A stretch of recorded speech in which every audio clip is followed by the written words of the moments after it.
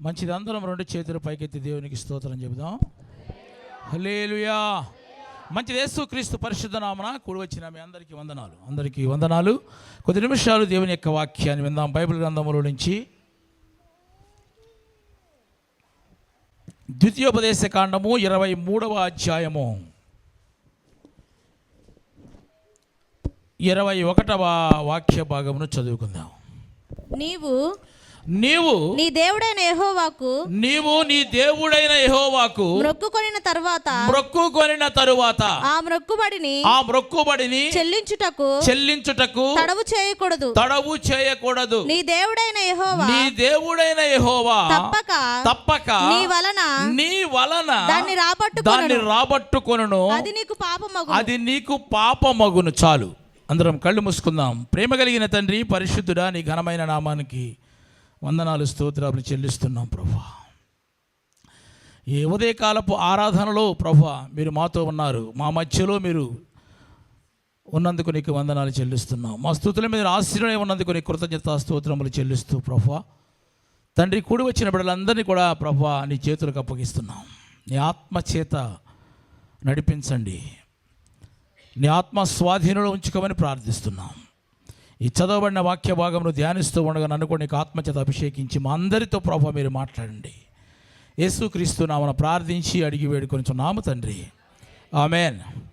ప్రియమైన దేవుని బిడ్డలారా, అందరం ఒకసారి రెండు చేతుల పైకి దేవుని స్తోత్రం చెబుదాం. వాక్యం మీద మనం మనసు పెట్టాలి.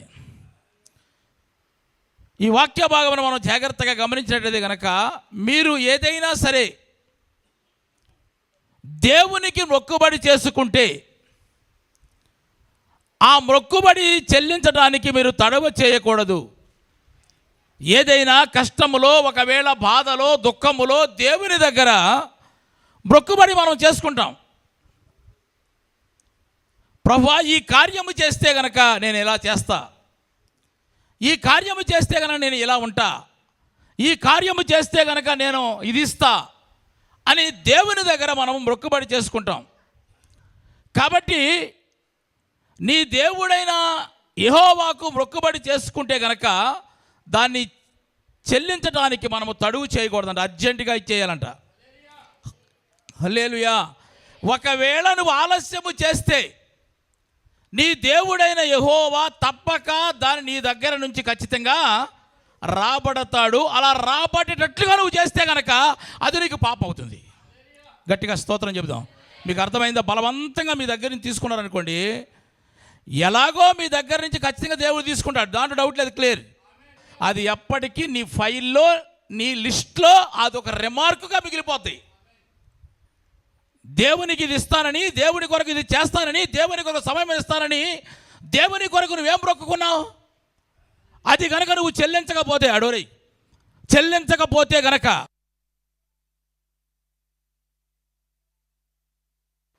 లాక్కునేటట్లుగా నువ్వు చేస్తే గనక నీకు పాపం అవుద్దంట. ఆమేన్. ఖచ్చితంగా అది ఎప్పుడు కూడా నువ్వు ఒక కానుక, ఒకవేళ అది ఏదైనా కావచ్చు, సమయమే కావచ్చు, మొక్కుబడి అనుకోని అందరూ కూడా డబ్బులు అనుకుంటారు. అది డబ్బులు లాస్ట్లో, సమయమే వస్తాననుకోవచ్చు, దేవుని కొరకు సమర్పించుకోవచ్చు, దేవుని కొరకు ఇది ఇస్తాననుకోవచ్చు. నువ్వు ఏదైనా ఒకవేళ నువ్వు ఒక మాట ఇచ్చుండొచ్చు. ఒకవేళ నువ్వు గనక మాట ఇచ్చి గనక నువ్వు నెరవేర్చకపోతే గనక ఖచ్చితంగా ఆయనకు తెలుసంట ఎలా రాబట్టుకోవాలో. అలా బలవంతంగా నీ దగ్గర నుంచి రాబట్టుకుంటే గనక ఖచ్చితంగా అది నీకు పాపం అవుతుందంట. 10th క్లాస్ ఎగ్జామ్స్ రాస్తారు. మొదటిసారి పాస్ అయిన వాళ్ళు మార్క్ లిస్ట్ వేరే ఉంటుంది, కంపార్ట్మెంట్లో పాస్ అయిన మార్క్ లిస్ట్ కలర్ వేరే ఉంటుంది. ఏదైనా గుర్తు, అది లైఫ్ టైం గుర్తే ఉంటుంది. అవునా కదా? ఆ మార్క్ లిస్ట్ చూడగానే వీడు రెండోసారి పాస్ అయ్యాడు, ఆ రిమార్కు ఆ జీవితాంతం ఉంటుందండి. చూడగానే చెప్పేయచ్చు. నువ్వు బలవంతంగా దేవుని కొరకు మొక్కుబడి చేసుకున్న దాన్ని నువ్వు నీ స్వతహాగా నువ్వు ఇచ్చావా, లేకపోతే బలవంతంగా లాక్కునేట్టుగా నువ్వు చేసావా? ఒకవేళ అలా చేస్తే కనుక ప్రసంగి గ్రంథకర్త చెప్తాడు 5వ అధ్యాయం 5వ వాక్యంలో చూస్తే కనుక మొక్కుకొని చెల్లించకపోవుట కంటే మొక్కుకొనకపోవడమే మంచిదంట. స్తోత్రం చెప్పండి. మీకు అర్థమైందా? నేను అది చేస్తా, నేను ఇది చేస్తా, ఇది పొడి చేస్తా, అంతేనా? దేవుని కొరకు ఏమి సమర్పించుకున్నావు? సేవలో సహకరిస్తానన్నావా? లేకపోతే ఈ సంవత్సరం అంతా కూడా బైబిల్ కంప్లీట్ చేస్తానన్నావా? దేవుని కొరకు సమయానుకూలంగా దేవుని దగ్గరికి వచ్చి అందరికంటే ముందుగా మాదిరిగా నిలబడాలని ఒకళ్ళు సమర్పించుకున్నావా? నువ్వు ఏది చేసినప్పటికీ కూడా ఆ మొక్కుబడి ఖచ్చితంగా దేవుడు ఖచ్చితంగా నీ దగ్గర రాబట్టుకుంటాడు. ఆయనకు తెలుసు. ఒకవేళ అలా రాబట్టుకునేటట్లుగా నీవు చేస్తే గనక అది నీకు పాపం అవుద్దంట. ఆమెన్. హల్లెలూయా, హల్లెలూయా. హన్నా మొక్కుకుందనమాట. ఏమని మొక్కుకుంది అన్న? నాకు గనక ఒక మగ బిడ్డనిస్తే గనక నీ సేవకు ప్రతిష్ఠిస్తా. స్తోత్రం చెప్పండి. పాలు విడవగానే మొత్తానికి తీసుకుని వెళ్ళిపోయి దేవుని మందిరం విడిచిపెట్టేసింది. ఎందుకమ్మా అంత తొందరగా విడిచిపెట్టామంటే ఒకటే చెప్తానమాట, దేవుని వాక్యం చెప్తుంది మొక్కుకున్న దాన్ని మనం తడువు చేయకూడదు. హల్లెలూయా. ఒకవేళ నీ బిడ్డలను ఒకవేళ దేవుని సేవ కొరకే సమర్పించవలసి వస్తే గనక నీ అంతటిగా నీవిస్తే ఎంత బాగుంటుంది, దేవుడు లాక్కుంటే ఎంత బాగుంటుంది ఆలోచన చేయండి. ఏదైనా కావచ్చు, దేవునికి అన్నీ కూడా తెలుసు. ఎలాగో నువ్వు చెల్లించాలి. చెల్లించిన తర్వాత కూడా నీ పేరు మాత్రం రిమార్కులోనే ఉంటుంది. బలవంతంగా చేయవలసి వచ్చిందని అది ఎప్పుడు ఉంటుంది. 10th క్లాసు కంపార్ట్మెంట్లో పాస్ అయినాడు మార్క్ లిస్ట్ చూడగానే తెలిసిపోతానమాట, వీడు 2 సబ్జెక్టులు తప్పి పాస్ అయ్యాడు అని క్లియర్. మరి మార్క్ లిస్ట్ చూడండి తెలిసిపోతాడు. నేను 10th పాస్ అయిపోయానని చెప్పినంత మాత్రాన కాదు, వాడు 2వసారి పాస్ అయిన సంగతి దాంట్లో ఉంటుంది. అది లైఫ్ టైం గుర్తుంటుంది. కాబట్టి నా ప్రియమైన దేవుని బిడ్డ అన్న ఏలీ దగ్గరికి వెళ్ళి సమయాలను అక్కడ దించి అంటుంది. ఏమని అంటుందంటే, ఆ దినమున నీ ఎదుట నేను ప్రార్థన చేశాను కదా, యెహోవాకు మొక్కుకున్నాను కదా, ఆ స్త్రీని నేనే, ఇదిగో ఆ బాలుడు వీడి, ఇదిగో తన బ్రతుకు దినములన్నిట ఇతడు యెహోవాకు ప్రతిష్ఠితుడు అని చెప్పి దేవుని మందిరం విడిచిపెట్టి వచ్చేసిన. చప్పటి కూడా దేవుని స్తోత్రం చెప్పు. ఎందుకమ్మా అంత తొందర అంటే ఆమె చెప్తున్న మాట ఒకటే, దేవునికి నేను మొక్కుకున్నా అంతే, ఆలస్యం చేయకూడదు. ఆమేన్, హల్లెలూయా. కాబట్టి నువ్వు దేవునికి నీ హృదయాన్ని సమర్పించుకున్నావా? దేవుని కొరకు కొన్ని విషయాలు సమర్పించుకున్నావా? నీ శరీరమును లేకపోతే నీ దేహమును సజీవ యాగంగా దేవునికి సమర్పించుకున్నావా? లేకపోతే దానియేలు వలె రాజనగరిలో దొరికే భోజన పదార్థములు తిని పానములు తాగి నా దేహమును అపవిత్రపరచుకుని ఒక తీర్మానము చేసుకున్నావా? అది ఏదైనా కావచ్చు. నీవు గనక దేవునికి మొక్కుబడి చేసుకుంటే గనక దాన్ని చెల్లించవలసిన సమయంలో చెల్లించకపోతే గనక దాన్ని ఖచ్చితంగా ఆయన రాబట్టుకుంటాడు. అలా రాబట్టుకునేట్లుగా మనము చేస్తే గనక మన లిస్టులో అది ఎప్పుడు ఉంటుంది. అది బలవంతంగా చేశాడు, ఇది బలవంతంగా ఇచ్చాడురా, అది నీకు పాపం అవుతుంది. అది సమయమే కావచ్చు, అది హృదయమే కావచ్చు, అది నీ సంతానమే కావచ్చు, అది ఆభరణమే కావచ్చు, అది ఆహారమే కావచ్చు, ఏదైనా కావచ్చు. దేవునికి మొక్కుబడి విషయంలో మాత్రము మనము తడువు చేయకూడదు. హల్లెలూయా. అందుకని అంటాడు కదా, ఎవరు మొక్కుమన్నాడు? నీకు చేత కానప్పుడు ఎందుకు మొక్కుకోవాలి? మనం చేత కానప్పుడు మనం మొక్కుకూడదు. మొక్కుకున్నామా ఖచ్చితంగా చెప్పాలి అందరూ. చెల్లించకపోతే ఖచ్చితంగా రాబట్టుకున్నాడు. అలా రాబట్టుకునేట్టుగా నువ్వు చేస్తే గనక ఎప్పుడు నీ లిస్టులో ఎప్పుడు కూడా అదే ఉంటుంది. చూడగానే అమ్మో పలానా విషయంలో వీడు బలవంతంగా అయితేనే చేశాడు, హృదయపూర్వకంగా చేయలేదు అనేది ఖచ్చితంగా కనపడుతుంది మనకి. దేవునికి స్తోత్రం చెప్పండి. సంతోషంగా దేవునికి స్తోత్రం చెప్దాం. కీర్తన గ్రంథం 66వ అధ్యాయం 66వ కీర్తన 14వ వాక్యం చదవండి. నాకు శ్రమ కలిగినప్పుడు నా పెదవులు పలికిన మొక్కుబడులను నా నోరు వచించిన మొక్కుబడులను నేను నీకు చెల్లించేదను. ఆమేన్, హల్లెలూయా. నాకు శ్రమ కలిగినప్పుడు కొన్ని మొక్కుబడులు మొక్కుకున్నాను నేను. నాకు మంచి ఆరోగ్యం ఇస్తే కనుక, ప్రభువా ఇంతవరకు నేను తెల్లవారుజామున 5 గంటలకు లేచి ప్రార్థన చేస్తున్నాను. ఆరోగ్యం ఇచ్చిన తర్వాత ఏం చేయాలి? ఇప్పుడు నువ్వు 7 గంటలకు చేయాలా? చెప్పండి. 4 గంటలకు చేయాలి, అంతే కదా. నాకు శ్రమ కలిగినప్పుడు నా పెదవులు పలికిన మొక్కుబడులను నా నోరు వసించిన మొక్కుబడులను నేను నీకు చెల్లిస్తా. హల్లెలూయా. ఎందుకంటే శ్రమలో కొంతమంది మొక్కుబడి చేసుకుంటారు. శ్రమ తీరిపోయిన తర్వాత, తొలగిపోయిన తర్వాత ఆ మొక్కుబడులు తీసి గట్టి మీద పెట్టేస్తారు. అవునే కదా. మొక్కుబడి అనగా కానుకలు మాత్రం అనుకోవద్దు మీరు ఎప్పుడు కూడా. కానుకలు అది లాస్ట్లో చివరి పాయింట్, అది డబ్బుల విషయం చివరిగా సేవలో దేవుడు నీతో మాట్లాడుతున్నప్పుడు, ఒకవేళ నువ్వు ఈ వాక్యమైనప్పుడు ఈ చివరిలో ఒక తీర్మానం నువ్వు చేసుకుంటావు కదా, ఆ తీర్మానము విషయంలో నువ్వేం చేసావు ఇంతవరకు? నీ కష్టములో, నష్టములో, శ్రమలో దేవుడు నిన్ను దర్శించినప్పుడు, వాక్యము ద్వారా దేవుడు మనతో మాట్లాడినప్పుడు, ఆరాధనలో దేవుని హస్తము నిన్ను తాకినప్పుడు, వ్యక్తిగతంగా దేవుణ్ణి ఆరాధన చేస్తున్నప్పుడు, వ్యక్తిగతంగా వాక్యం చదువుతున్నప్పుడు దేవుడిని మనం దర్శిస్తాడు. దర్శించినప్పుడు నువ్వేమి తీర్మానం చేసుకున్నావు, ఏం మొక్కుబడి చేసుకున్నావు, అది ముఖ్యముగా. మొక్కుబడి అనగానే నేను మనం ఒక 1000 రూపాయలు ఇస్తాను అనుకున్నాను, ఇవ్వలేకపోయాను, అది కాదు. అది సమయమే కావచ్చు, అది ఒకవేళ వస్తువే కావచ్చు, అది ఒకవేళ ఆహారమే కావచ్చు, అది ఏదైనా కావచ్చు. ప్రియమైన దేవుని బిడ్డలారా, మీరు అనుకోవచ్చు, అబ్బో నేను ఎప్పుడో మొక్కున్నానండి జనవరి 1వ తారీఖుకి, ఎవడికి గుర్తుంటుంది అనొచ్చు. గుర్తు చేస్తాడు. గుర్తు వచ్చేటట్లుగా దేవుడు చేస్తాడు. చేయడా? చేస్తాడు. యాకోబు ఏం చేస్తాడు? యాకోబు ఒంటరిగా ఉన్నప్పుడు ప్రార్థన చేస్తున్నాడు. ఏమని? అయ్యా, నేను వెళ్ళి స్థలము మార్గంలో నాకు తోడుగా ఉండి తినటానికి తిండి, ఉండటానికి స్థలము, కట్టుకోవడానికి బట్టలు ఇస్తే కనుక నేను నాకు వచ్చిన దాంట్లో 10వ భాగం ఇస్తానన్నాడు. మర్చిపోయాడు. ఏనాడు కూడా దేవుని సన్నిధికి వెళతాం కానీ ఏమీ లేదు. ఎంతవరకు సంపాదన అంతే. గుర్తు చేసేది లేదా? నేను మర్చిపోయానండి అంటే గుర్తు అన్నాదు. మొత్తానికి ఏషియా వస్తున్న 400 మందితో గుర్తు వస్తుంటే చదవండి. ఆదికాండము 32వ అధ్యాయము 11వ వాక్య భాగంలో చదువుకుందాం. ఆదికాండము 32వ అధ్యాయం 11వ వాక్యం. నా సహోదరుడైన ఏశావు చేతి నుండి దయచేసి నన్ను తప్పింపుము. అతడు వచ్చి పిల్లలతో తల్లిని తప్పించాలంటే అంతకుముందు చర్చికి వెళ్ళలేదు, అంతకుముందు 10వ భాగాలు ఇవ్వడం లేదు. మొక్కుంటూ మాత్రం నా వేలి స్థలం నాకు తోడుగా ఉండాలి, నన్ను కాపాడాలి, నాకు వస్త్రాలు ఇవ్వాలి, నాకు ఇల్లు ఇవ్వాలని మాట్లాడాడు. ఇప్పుడు కష్టం వచ్చేప్పటికి, అయ్యా నువ్వు నువ్వే కాపాడాలి. ఇప్పుడు తీసాడు, మొత్తం బయటికి తీసాడు లిస్ట్ అన్నమాట. చదువు. పిల్లలతో తల్లిని నన్ను చంపునేమో అనే అతనికి భయపడుచున్నాను. నేను నీకు తోడై నిశ్చయముగా మేలు చేయుచు విస్తారమగుట వలన లెక్కింపలేని సముద్రపు ఇసుక వలె నీ సంతానమును విస్తరింపజేయుదునని సెలవిచ్చితివే అనెను. అతడు అక్కడ ఆ రాత్రి గడిపి తాను సంపాదించిన దానిలో ఒకసారి దేవునికి స్తోత్రం చెప్పండి. ఎవరో తెలియదు అనుకున్నాడు మనడు. తాను సంపాదించిన దానిలో 200 మేకలు, అంతేనా?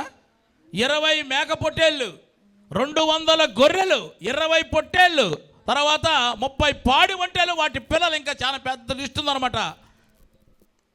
ఎట్లా తీసాడు? ఎట్లా గుర్తొచ్చినాయి? నేను ఎప్పుడో జనవరి 1గా అనుకున్నానండి బాబు. రోజు ఆదివారం కరెక్ట్గా చర్చికి రావాలి, టయానికి రావాలి, ప్రతిపాదనకు రావాలి, బైబిల్ పూర్తి చేయాలని అనుకున్నాను. అంతేనా? అది గుర్తు చేస్తాడు దేవుడు. ఆయన పనే అది. తీశాడు, మొత్తం బయటకు తీశాడు. యోహాను సువార్త 16వ అధ్యాయం 8వ వాక్యం చదవండి. ఆయన వచ్చి ఎవరో పరిశుద్ధాత్ముడు మనకు జ్ఞాపకం చేస్తాడు. ఎవరు మర్చిపోయినప్పటికి కూడా మీరు టెన్షన్ పడవసరలా. నేను మర్చిపోయానండి, ఎవడు గుర్తుంటే అని ఆటోమేటిక్గా నీకు గుర్తు చేస్తాడు. పరిశుద్ధాత్ముడు పని అది. ఆయన వచ్చి పాపమును గూర్చి నీతిని గూర్చి తీర్పును గూర్చి లోకమును ఒప్పింపజేస్తాడు. జక్క యేసు ప్రభువుని చేర్చుకోగానే జక్క నిలబడి ఏమని మాట్లాడుతున్నాడు? ప్రభువా, నా ఆస్తిలో సగం నీకు ఇస్తా, బీదలకు ఇచ్చేస్తాను.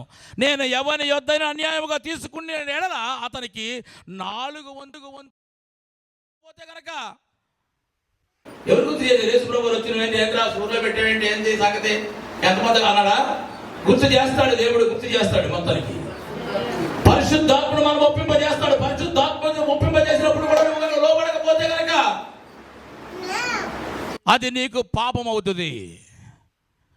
కాబట్టి ప్రియమైన దేవుని బిడ్డ, మనం ఏదైనా సరే ఒకవేళ చేసినా, మాట్లాడినప్పుడు, ఒకవేళ మొక్కుకొనుట కంటే చెల్లించకపోవటం వలన నువ్వు చెల్లించలేని స్థితి నీకు ఉందండి.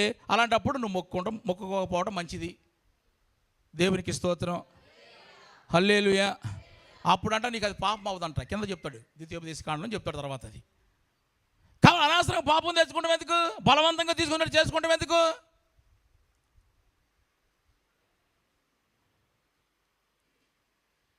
ఇక్కడ జక్కయ్య, నేను అన్యాయంగా చాలా సంపాదించాను ప్రభు, ఇక సంపాదించనంట్లా, సంపాదించినదంతా కూడా ఇచ్చేస్తానన్నాడు. దేవుని స్తోత్రం చెప్పండి. అలా ఉండాలి. దేవుని దృష్టిలో మన మనసు అంత తేటగా ఉండాలి. ఎప్పుడు ఏ విషయంలో కూడా మన మీద నేరారోపణ చేయకూడదు. అలా ఉండాలి. అంతేకాని దేవుని వాక్యం చదివి ప్రేమ విషయంలో తప్ప ఎవరికి విషయం ఏ విషయంలో కూడా మనము అచ్చి ఉండొద్దని చెప్తాడు. ఓన్లీ కేవలం ప్రేమించే విషయంలోనే మనం అప్పు ఉండాలి ఎవరికైనా సరే. మిగతా ఏ విషయంలో కూడా మనం అచ్చి ఉండకూడదు. హల్లెలూయా. ఏదో కోడో లేకపోతే ఏదో నక్కో లేకపోతే ఏదో ఎద్దో వస్తానుకున్నాడు మనోడు. ఎవరో యోప్తా. నా ఇంటి ద్వార బంధము నుంచి ఏదైతే కనుక యుద్ధములోంచి గెలిచి వస్తానో దాన్ని నీకు ప్రతిష్ఠిస్తానని మొక్కున్నాడు. యుద్ధము చూసి చాలా కఠినంగా ఉంది, జయము పొందుతాడు డౌట్గా ఉంది. అలాంటి పరిస్థితుల్లో న్యాయాధిపతుల గ్రంథం చదవండి 11వ అధ్యాయము 30వ వాక్య భాగాన్ని మనం చదువుకుందాం. న్యాయాధిపతుల గ్రంథం 30వ అధ్యాయం 11వ అధ్యాయం 30వ వచనం. అప్పుడు యోఫ్తా యెహోవాకు మొక్కుకొనెను. ఎట్లనగా నీవు నా చేతికి అమ్మోనీయులను నిశ్చయముగా అప్పగించిన యెడల నేను అమ్మోనీయుల యొద్ద నుండి క్షేమముగా తిరిగి వచ్చినప్పుడు నన్ను ఎదుర్కొనుటకు నా ఇంటి ద్వార బంధము నుండి బయలుదేరి వచ్చినదేదో అది యెహోవాకు ప్రతిష్ఠితమగును. మరియు దహన బలిగా దాన్ని అర్పించదనా నేను. ఆమేన్. హల్లెలూయా. యుద్ధములో గనక నేను గెలిచి గనక వస్తే గనక నాకు జయాన్ని ఇస్తే గనక నా ఇంటి ద్వార బంధము నుంచి ఏదైతే ఎదురొస్తుందో అది నీకు ప్రతిష్ఠిస్తా, నీకు బలిస్తానని మొక్కున్నాడు. దేవుడు విజయాన్ని ఇచ్చాడు. సంతోషముగా తిరిగి వస్తున్నాడు. 34వ వాక్య భాగాన్ని చదువుకుందాం. యోప్తా మిస్పాలో తన ఇంటికి వచ్చినప్పుడు అతని కుమార్తె తంబురలతోను నాట్యముతోను బయలుదేరి అతన్ని ఎదుర్కొనేను. ఆమె గాక అతనికి మగ సంతానం ఏమీ లేదు, ఆడ సంతానం ఏమీ లేదు గాని లేదు కాబట్టి చాలు. అంటే ఎవరెదురు వచ్చారు ఇప్పుడు? నాన్నగారు గెలిచి విజయముతో తిరిగి వస్తున్న సంగతి తెలిసి కూతురు వెల్కమ్ చెప్పడానికి తన ద్వార బంధము నుంచి కూతురు ఎదురు వచ్చింది. ఆమెన్. హల్లెలూయా. అప్పుడు అంటున్నాడు, చదవండి 35వ వాక్య భాగం చదువు. కాబట్టి అతడు ఆమెను చూసి తన బట్టలు చింపుకొని అయ్యో నా కుమారి, నీవు నన్ను బహుగా కృంగదీసితివి, నీవు నన్ను తల్లడింపజేయు వారిలో ఒక్కతివై ఉన్నావు. నేను యెహోవాకు మాట ఇచ్చి ఉన్నాను గనుక వెనుక తీయలేను. స్తోత్రం. గట్టిగా చెప్పు, దేవుని స్తోత్రం చెప్పు. ఏమన్నాడు? నేను యెహోవాకు మాట ఇచ్చా. నువ్వు వచ్చావు కదా, ఈ మాట వెనక్కి తీసుకుంటానులా. దేవునికి ఇచ్చిన మాట ఎప్పుడు కూడా నేను వెనక్కి తీసుకోను. ఆమేన్. అది కష్టమైనా కావచ్చు, అది నష్టమైనా కావచ్చు, ఏదైనా కావచ్చు, దేవుని కొరకు ఒక తీర్మానం చేసుకుని వెనక ఉన్న వాళ్ళందరూ దేవునికి స్తోత్రం చెబుదాం. హల్లెలూయా. దేవుని కొరకు ఒక మాట ఇచ్చినప్పుడు, ఒక తీర్మానం చేసుకున్నప్పుడు, అది కష్టమైనప్పుడు కూడా, ఇక్కడ కూతురండి, అది డబ్బులు కాదు, దగ్గర వచ్చింది, ధనము గురించి మాట్లాడలే. అక్కడ కూతురు ఎదురు వస్తే అంటున్నాడు, అమ్మా నన్ను చాలా కృంగదీసి నేను యెహోవాకు మాట ఇచ్చా. అప్పుడు ఆమె కుమార్తె అంటుంది, చదవండి కింద 36వ వాక్యం. ఆమె నా తండ్రి యెహోవాకు మాట ఇచ్చి ఉంటివా, నీ నోటి నుండి బయలుదేరినట్లు మాట చొప్పునే నాకు చేయము. చప్పటి కూడా దేవుని స్తోత్రం చెప్పండి. హల్లెలూయా. అలాంటి కూతురుంటే చాలు మనకి. ఏమంటది? నువ్వు మాట చాలా చేసేయి. ఆమెన్. హల్లెలూయా. ఎందుకంటే దేవునికి మనము మొక్కుబడి చేసుకుని దేవునికి మాట ఇచ్చి నువ్వు గనక వెనక్కి తీస్తే అది నీకు పాపం అవుతుంది. ఆయనకి ఎట్లాగో నువ్వు చెల్లించాలి. ఇవాళ కాకపోతే రేపైనా చెల్లించవద్దు, ఖచ్చితంగా జరుగుద్ది. కానీ ఒకవేళ ఆలస్యము చేస్తే, తడువు చేస్తే గనక ఆయన నీ దగ్గర నుంచి ఖచ్చితంగా రాబట్టుకుని బలవంతంగా తీసుకునే చేస్తే కనుక అది నీకు పాపం అవుద్ది. అది ఎప్పుడు కూడా ఆ రిమార్కు నీ బుక్లో, నీ ఫైల్లో ఒక పేపర్ పెట్టి దాంట్లో పెడతాడు. ఆమెన్. హల్లెలూయా. కాబట్టి నా ప్రియమైన దేవుని బిడ్డలారా, మనము మొక్కుబడి చేసుకున్న విషయంలో ఎప్పుడు కూడా మనము తడువు చేయకూడదు. హల్లెలూయా. అబ్రహాము తన కుమారుని బలి ఇవ్వడానికి బలిపీఠం మీద పెట్టి కాళ్ళు చేతులు కట్టినప్పుడు, నానా నువ్వంటే నాకు చాలా ప్రేమరా, నిన్ను బలి ఇవ్వాలని నాకు లేదురా, కానీ దేవుడు అడిగాడు కాబట్టి ఇస్తున్నాను అని బలవంతంగా పొడిగపెట్టల. చదవండి ఆదికాండము 22వ అధ్యాయం 9వ వాక్య భాగాన్ని మనం చదువుకుందాం. అలాగు వారిద్దరు కూడి వెళ్ళి దేవుడు అతనితో చెప్పిన చోటికి వచ్చినప్పుడు అబ్రహాము అక్కడ బలిపీఠము కట్టి కట్టెలు చక్కగా పేర్చి తన కుమారుడు ఇస్సాకును బంధించి ఆ పీఠము పైన ఉన్న కట్టెల మీద ఉంచెను. ఆమేన్. హల్లెలూయా. ఇద్దరు అంగీకరించారు. చెబుతామండి గట్టిగా. మీరందరూ రాసుకునే బిజీలో ఉంటేట. హల్లెలూయా. హల్లెలూయా. మన ఇంట్లో వాళ్ళందరూ కూడా సహకరించాలి. ఇక్కడ కొడుకు తండ్రి ఇద్దరు కూడా అంగీకరించేది. బలిపీఠం బలవంతంగా తీసుకెళ్ళా. ఒకవేళ బలిపీఠమ్మ దగ్గరికి ఇస్సాకును బలవంతంగా తీసుకెళ్తే వెళ్తాడా? అటు చిన్నోడా? ఎదురు తిరిగి వెళ్ళలేడా? కాబట్టి ప్రియమైన దేవుని బిడ్డలారా, మనం ఏ విషయంలోనైనా సరే దేవునికి ఒకవేళ మొక్కుబడి చేసుకుంటే గనక, కష్టంలో లేకపోతే బాధలో నెమ్మది లేని పరిస్థితుల్లో ప్రభువా నేను నీ కొరకు ఇది చేస్తా, సేవలని సహకరిస్తా అని గనక నువ్వు గనక తీర్మానం చేసుకుంటే గనక ఆ మొక్కుబడి చెల్లించడం ఆలస్యము చేయవద్దు. ఆలస్యము చేస్తే గనక అది ఖచ్చితంగా నీ దగ్గర నుంచి ఎలా రాబట్టాలో తెలుసు. అలా గనక రాబట్టేటట్లుగా బలవంతంగా తీసుకుంటే కనుక నువ్వు చేస్తే గనక నీ మీద ఒక కేసు పెట్టి తీసుకుంటాడంట. ఆమేన్, హల్లెలూయా. కాబట్టి ప్రియమైన దేవుని బిడ్డలారా, మనము దేవునికి మొక్కుబడి విషయంలో మనము తడువు చేయకూడదు. ఆమేన్, హల్లెలూయా. ఇంకా మనము ఏ విషయంలో తడువు చేయకూడదు అనే విషయాన్ని, ఒక్క విషయాన్ని ఈరోజు మనం జ్ఞాపకం చేసుకుందాం. ఇంకా ఏ విషయంలో, చాలా విషయాల్లోనే తడువు చేయగలిగిన విషయాలు. మొక్కుబడి విషయంలో తడువు చేయకూడదు. ఒకవేళ నీ వల్ల కాదు అనుకుంటే మొక్కుబడి చేసుకుంటాం మొదలెయ్యాలి. అంతేనా? ఆమేన్, హల్లెలూయా. నీకు ఉద్యోగం వచ్చింది, ఉద్యోగం రాగానే మొత్తం జీతం ఇచ్చేస్తానంటావు. వచ్చిన తర్వాత అంటే నీకు మనసు ఒప్పదు. అలాంటప్పుడు ఎవడనమన్నాడు ఆ మాట? మనము తడువు చేయకుండా విషయం లేని ఇంకొక విషయం చదవండి. ఆది కాండంలోకి వెళ్దాం, 19వ అధ్యాయం 16వ వాక్య భాగాన్ని మనం చదువుకుందాం.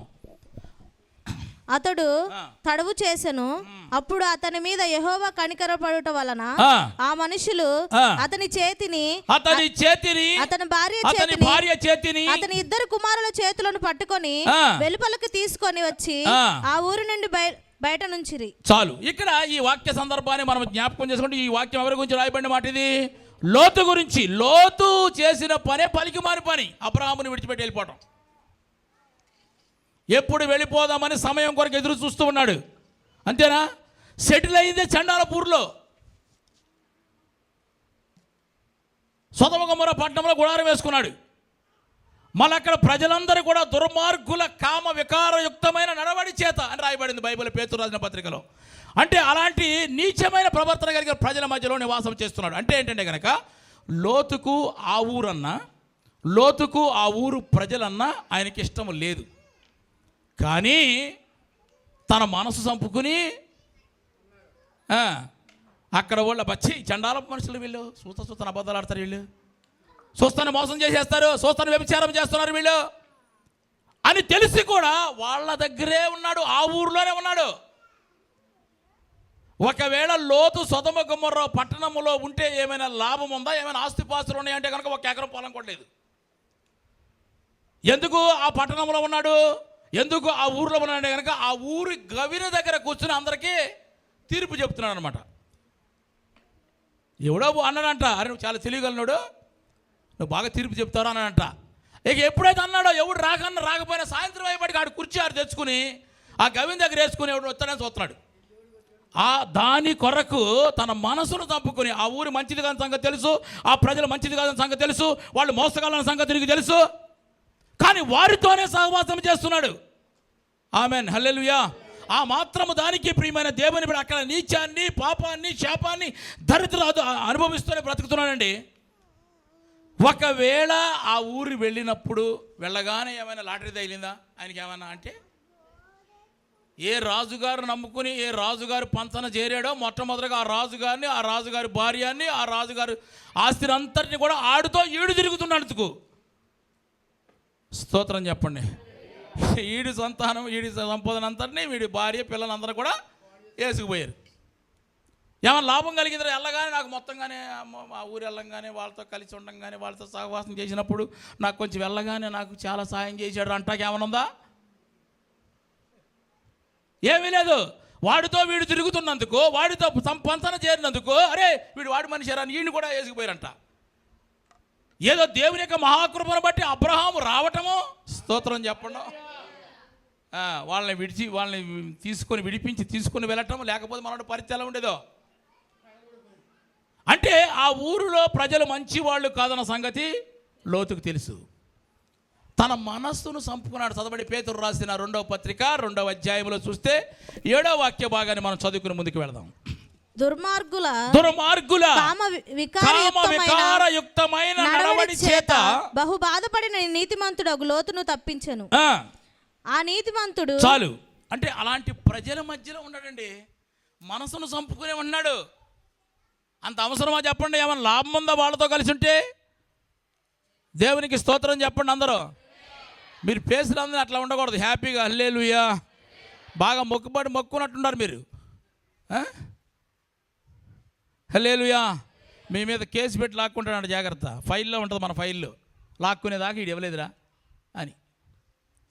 ఆమేన్. హల్లెలూయా. లోతుకు ఆ దెబ్బ తగిలినప్పుడైనా సరే అయ్యా ఏం చేయాలి? ఇప్పుడు వెనక్కి వచ్చేయాలి కదా. అసలు భార్య బిడ్డలు ఎత్తుకొని పోతే దానికంటే ఇంకా మనకి అవమానం ఏంటి చెప్పండి? వెనక్కి వచ్చాడా?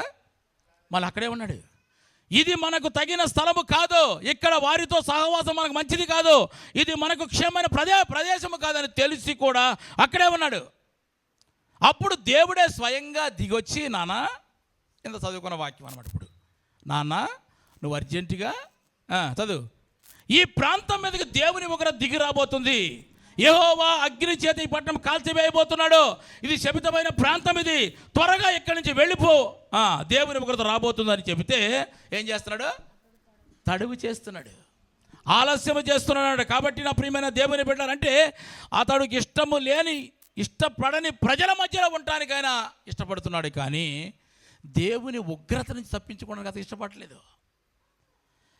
కాబట్టి నా ప్రియమైన దేవుని బిడ్డలారా, అప్పుడు దేవుడంట మన యందు కనికరపడి, అక్కడ రాయబడిన మాట మరలా చదవండి. అక్కడేముంది? కనికరపడి ఆయన చేయి పట్టుకుని బరబరాలు అక్కొచ్చేసి బయట పెట్టేసాడంట. ఆమెన్. హల్లెలూయా హల్లెలూయా. నేను అంటాను ఏంటంటే కనుక, ఒక ప్రాంతము లేకపోతే ఒక ఏరియా, ఒకవేళ ఒక సహవాసము నీ ఆత్మీయ జీవితానికి తగనిది కాదు అని తెలిసి కూడా నువ్వు ఉంటున్నావేమో. ఏదోనండి మాకు హెల్ప్ చేస్తాడు, లేకపోతే బ్యాంకుకి దగ్గర ఉందండి మా ఇల్లు, లేకపోతే ఇంకా బస్ స్టాండ్కి దగ్గర ఉందని టక్కన ఎక్కచ్చు అని ఆ ప్రజల మధ్యనే నువ్వు ఉండవేమో. నీ బతుకు తర్వాత బస్ స్టాండ్ అవుద్దంట. నీకు తెలుసు అక్కడ ఆ ప్రాంతంలో ఉంటే, ఆ సహవాసములు ఉంటే, వారితో కలిసి ఉంటే కనుక నీకు నష్టము కలుగుతుందన్న సంగతి నీకు తెలిసి కూడా నీవు అక్కడే ఉంటే, ఆ ప్రజలతోనే సహవాసము చేస్తే ఖచ్చితంగా నష్టపోయేది మనమే. కాబట్టి సొదొమలో దేవుని యొక్క ఆశీర్వాదం ఉండదు, దేవుని ఉగ్రత రాబోతుంది అని దేవుడే స్వయంగా దిగి వచ్చి, నాన్న నువ్వు ఇక్కడ మంచిగా అర్జెంటుగా యెహోవా పర్వతం మీదకి వెళ్ళిపోమంటే కనుక నేను వెళ్ళడానికి తడువ చేస్తున్నాడు. ఆమెన్. హల్లెలూయా హల్లెలూయా. ఆదికాండం 50వ అధ్యాయములో చూస్తే 50వ అధ్యాయము 24వ వాక్య భాగాన్ని మనం చదువుకుందాం. యోసేపు తన సహోదరులను చూచి, నేను చనిపోవచ్చున్నాను, దేవుడు నిశ్చయముగా మిమ్మల్ని చూడవచ్చు, ఈ దేశంలో నుండి తాను అబ్రహాము, ఇస్సాకు, యాకోబులతో ప్రమాణము చేసి ఇచ్చిన దేశమునకు మిమ్మల్ని తీసుకొని పోవునని చెప్పాను. మరియు యోసేపు, దేవుడు నిశ్చయముగా మిమ్మల్ని చూడవచ్చును, అప్పుడు మీరు నా ఎముకలను ఇక్కడ నుండి తీసుకుని వెళ్ళమంటున్నాడు. దేవునికి స్తోత్రం. హల్లెలూయా. ఎముకలు ఏం చేసుకుంటారండి? ఎట్టాగో బోర ఊదినప్పుడు ఎట్టాగో ఎముకలు ఎట్టాగో లెగుతాయి కదా, ఎక్కడుంటే ఆమె పోయింది. కానీ భక్తుల యొక్క, పరిశుద్ధుల యొక్క ఆలోచన ఎలా ఉంటుందంటే కనుక, నా ఎముకలు కూడా ఇలాంటి పాపపు స్థలంలో ఉండకూడదు, బెత్లెహేములోనే ఉండాలి. చప్పటి కూడా దేవుని స్తోత్రం చెప్పు. అలాంటి ఆలోచన కలిగి ఉండాలి చరణ్ మనం ఎప్పుడు కూడా. హల్లెలూయా. గట్టిగా చెప్తాం హల్లెలూయా. ఎక్కడైతే ఏముందండి, ఏదో దగ్గరే కదా, లేకపోతే పనికి వస్తాడు, లేకపోతే బస్ స్టాండ్ దగ్గర ఉంది, బ్యాంకుకు దగ్గర ఉంది, ఎన్ని లక్షలు నీ దగ్గర. ఇలాగే వారితోనే ఆ స్థలంలోనే సహవాసము చేస్తున్నావేమో నువ్వు. నా ప్రియమైన దేవుని బిడ్డరా, దేవుడే దిగివచ్చి చెబితే ఇంకా తడుగు చేస్తున్నాడు. నా ప్రియమైన దేవుని బిడ్డలారా, దేవుని ఉగ్రత దిగి వచ్చే, దేవుని యొక్క శాపము దిగి వచ్చే ప్రమాదకరమైన పరిస్థితులు ఉండే స్థలమును విడిచిపెట్టాలి నువ్వు. ఒక్కళ్ళు కూడా దేవుని స్తోత్రం చెప్పరా. ప్రమాదకరమైన స్థలమును విడిచిపెట్టి నువ్వు కేమ స్థలానికి, దేవుడు కాపాడే స్థలానికి, యెహోవా పర్వతం మీదకి పారిపోవటానికి నువ్వు తడువు చేయకూడదు. చప్పడకూడదు. దేవుని స్తోత్రం చెప్పు. దేవుని ఉగ్రత దిగి వస్తున్న సంగతి తెలుసు నీకు.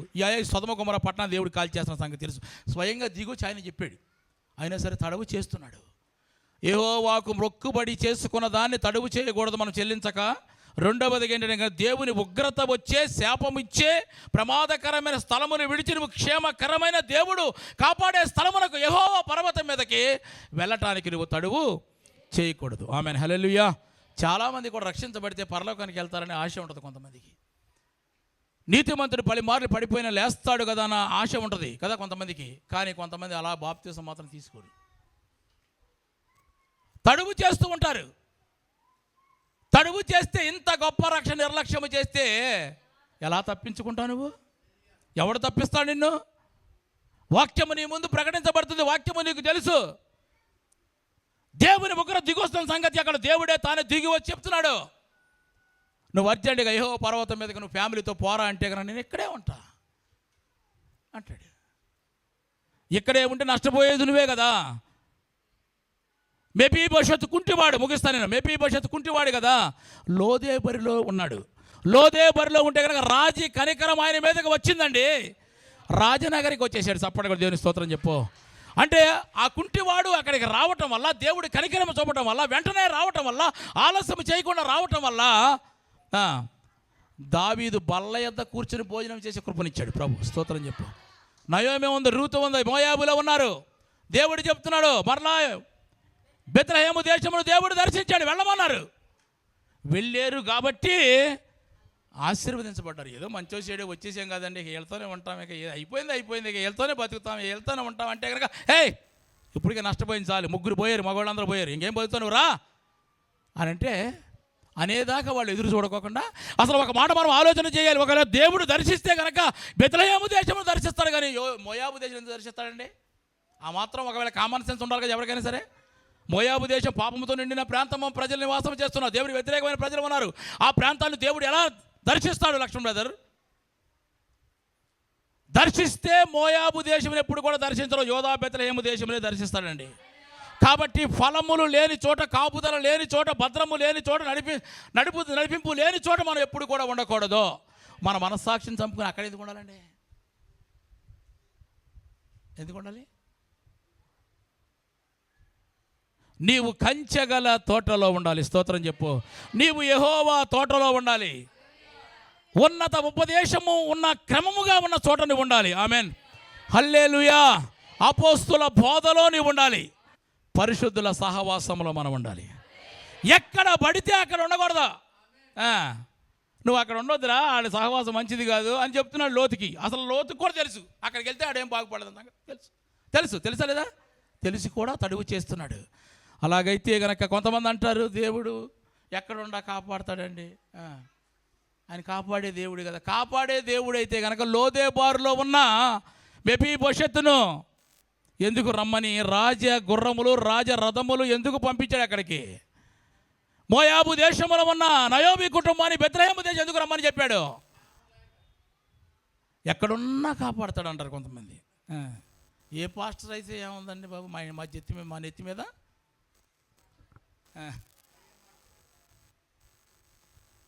ఎక్కడున్నా కాపాడే దేవుడైతే కనుక నయోమి కుటుంబాన్ని ఎందుకు యోధా బెత్లెహేము రమ్మని ఎందుకు చెప్తాడు? ఒకసారి ఆలోచన చేయాలి మనము. నీకు కాపుదల లేని చోటు, నీకు క్షేమము లేని చోటు నువ్వు విడిచిపెట్టి నువ్వు త్వరగా రావడానికి నువ్వు ఎప్పుడు ఆలస్యం చేయకూడదు. ఆమెన్, హల్లెలూయా, హల్లెలూయా. నా ప్రియమైన దేవుని, ఇది ఒక హెచ్చరికగా మనం తీసుకోవాలి. ఏదో వాక్యం వినేసి అయిపోయింది మొత్తానికి ఒక అరగంట గంట కాదు. నీవు మొక్కుబడి చేసుకుంటే గనక, ఏదైనా ఒకవేళ మొక్కుబడి చేసుకున్నావా ఒకసారి నువ్వు ఆలోచన చేయి. నువ్వు కళ్ళు మూసుకుని ఆలోచన అర్థమవుతుంది నీకు.